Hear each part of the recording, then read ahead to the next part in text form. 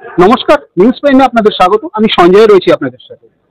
কথায় বলে, দশে মিলে করি কাজ, হারি জিতি নাহি কাজ। কেন এই কথাটা বলছি তার কারণ হচ্ছে CAH অর্থাৎ ছায়া অ্যানিমাল হসপিটাল এমন এক কাজ করছে যেটা এক দৃষ্টান্ত হতে পারে। কারণ রাস্তায় পড়ে থাকা যে কোনো ধরনের জীবজন্তুকে তারা বিনামূল্যে চিকিৎসা, সেবা শুশ্রূষা এবং আশ্রয় দিচ্ছে। কলকাতা পুরসভা এই কাজটা করে, কিন্তু ওই যেটা বললাম, দশে মিলে করি কাজ, হারি জিতি নাহি লাজ।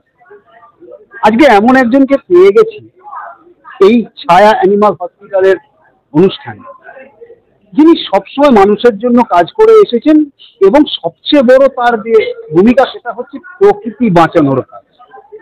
তিনি নন আদার দেন কলকাতা পুরসভার মেয়র পরিষদ তথা বিধায়ক দেবাশিস কুমার। কথা বলে নেব তার সাথে। দেবাশিসদা, প্রথমত নিউজ প্রাইমে তোমাকে স্বাগত। ধন্যবাদ।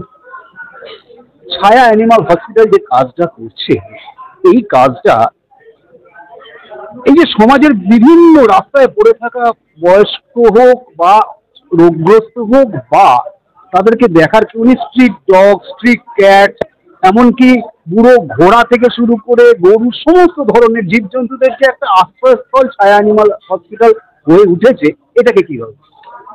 না, আমি উদ্যোক্তাদের ধন্যবাদ জানাবো যে তারা সম্পূর্ণ বিনামূল্যে, বিনা পয়সায় এই ধরনের অ্যানিমালসের তারা যেভাবে ট্রিটমেন্ট করেন, তাদের শুশ্রূষা করেন। এবং আমরা জানি অনেক সময় যারা মারা যান তাদেরও নিয়ে গিয়ে সৎকার অব্দি করে দেয়।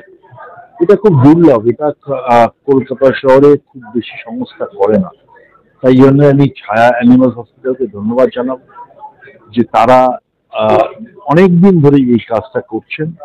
এবং সম্পূর্ণ, আমি আবার বলছি, হয়তো অনেক জায়গায় পেড সিস্টেম আছে যে টাকা দিয়ে চিকিৎসা করানো যায়, কিন্তু এরা সম্পূর্ণ বিনা পয়সায় করে এবং একটা অসম্ভব ডেডিকেশন নিয়ে কাজ করেন। আমি এই হসপিটালের যারা কর্তৃপক্ষ সকলকে ধন্যবাদ জানাবো। কলকাতা পুরসভা ভাপাতে এরকম ধরনের একটা প্রজেক্ট আছে, দীর্ঘদিন ধরেই চলে, কিন্তু শুধু ওই একটা প্রজেক্টে হয়তো সমস্ত দিকটা কভার আপ করা যায় না। সেক্ষেত্রে ছায়া অ্যানিমাল হসপিটাল একটা দৃষ্টান্ত।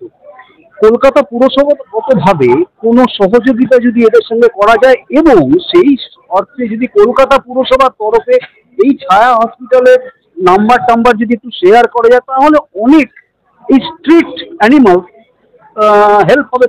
এটা খুব ভালো প্রশ্ন। নিশ্চয়ই ওদের তো ওয়েবসাইটও আছে, আমরা বিভিন্ন জায়গায় দিয়ে দেবো। যারা কলকাতা পুরসভা শুধুমাত্র ডগ নিয়ে বা কুকুর নিয়ে কাজ করে, এরা তো সব রকম বন্ধু জানোয়ার নিয়ে করে।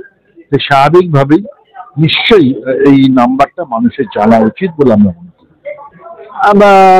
সরকারি সহযোগিতা কিছু পেতে পারে, কারণ এনারা যখন কথা বলছেন এনারা বলছেন যে আমরা আশা করি হয়তো সরকার আমাদের কাজ থেকে কিছু সহযোগিতা করলেও করতে পারে। দেখুন, সরকার সবসময় সহযোগিতা করার জন্য তৈরি আছে, ভালো কাজ যদি হয়।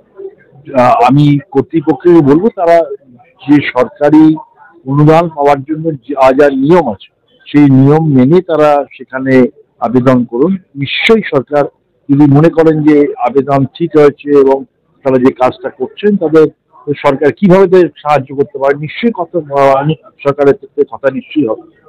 দাদা, আজকে কলকাতা শহর উত্তাল এবং মুখ্যমন্ত্রী খুব উদ্বিগ্ন যে আরজি করের যে ঘটনা ঘটে গেছে, কি বলবো?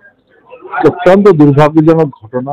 এই ঘটনা নিন্দা করার ভাষা নেই। মুখ্যমন্ত্রী ইতিমধ্যেই সর্বোচ্চ শাস্তির কথা বলেছেন এবং দ্রুত এটা সমাধান, মানে শাস্তি দেওয়ার জন্য যে প্রসিডিওর সেটা দ্রুততার সঙ্গে শেষ করার জন্য উনি নির্দেশ দিয়েছেন। আমার শেষ প্রশ্ন, বর্ষা এসে গেছে, বিভিন্ন জায়গায় জল জমে বা বর্ষা হচ্ছে, যেটা সবচেয়ে বড় প্রাদুর্ভাব দেখা দেয় ম্যালেরিয়া এবং ডেঙ্গু। কলকাতা পুরসভা কেন্দ্রগতভাবে সমস্ত প্রসিডিওর্স তারা মেনটেন করে, কিন্তু সেই প্রসিডিওর্সগুলো একদম 144টা ওয়ার্ডের প্রত্যেকটা কোনায় কোনায় কতটা মানে ঠিকভাবে ওটা করা হচ্ছে তার একটা নজরদারি কোথাও খামতি হয়তো থাকে।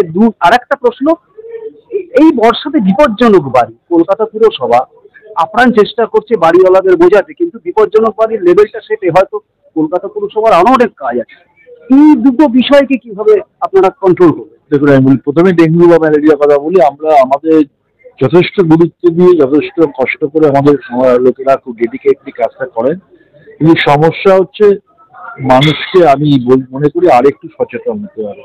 এবং সঙ্গে সঙ্গে মানুষ যদি যার এই দেখুন জল কোথাও জমবে না, মশার ডিম পারবে না, এটা আমি বিশ্বাস করি। এটা খুব অসম্ভব একটা কাজ। আমাদের কাজ হচ্ছে মশার ডিম পারলে সেটাকে লার্ভাটাকে নষ্ট করা। আর দ্বিতীয় হচ্ছে যদি কাউ জ্বর হয় সঙ্গে সঙ্গে নিকটবর্তী কলকাতা পুরসভা স্বাস্থ্যকেন্দ্রে যোগাযোগ করতে হবে। জ্বরের একটা যদি সঙ্গে সঙ্গে আসেন, আমাদের বিনা পয়সায় মেডিকেল যে টেস্ট, ম্যালেরিয়া ডেঙ্গু সমস্ত ইনভেস্টিগেশন বিনা পয়সায় হয়।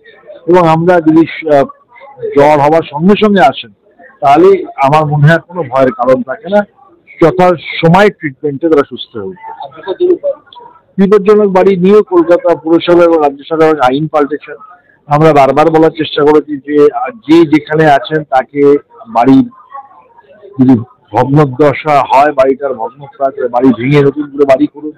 কলকাতা পুরসভা সবাইকে যতটা সাহায্য করার আমরা প্রত্যেককে সাহায্য করার জন্য তৈরি। আইনও পরিবর্তন হয়েছে, আইন হয়ে গেছে, আইন করে দেওয়া হয়েছে, আমরা চেষ্টা করছি। অর্থাৎ যেমনটা দেবাশিস কুমার জানাচ্ছেন যে পুরসভাগতভাবে যত রকম সহযোগিতা দরকার করতে প্রস্তুত, শুধু জনসচেতনতা দরকার। আমরা যদি সচেতন না হই তাহলে কোনো কাজই সঠিকভাবে হওয়া সম্ভব নয়। ভিডিও জার্নালিস্টদের সাথে নিউজ প্রাইমের জন্য সঞ্জয়, কলকাতা।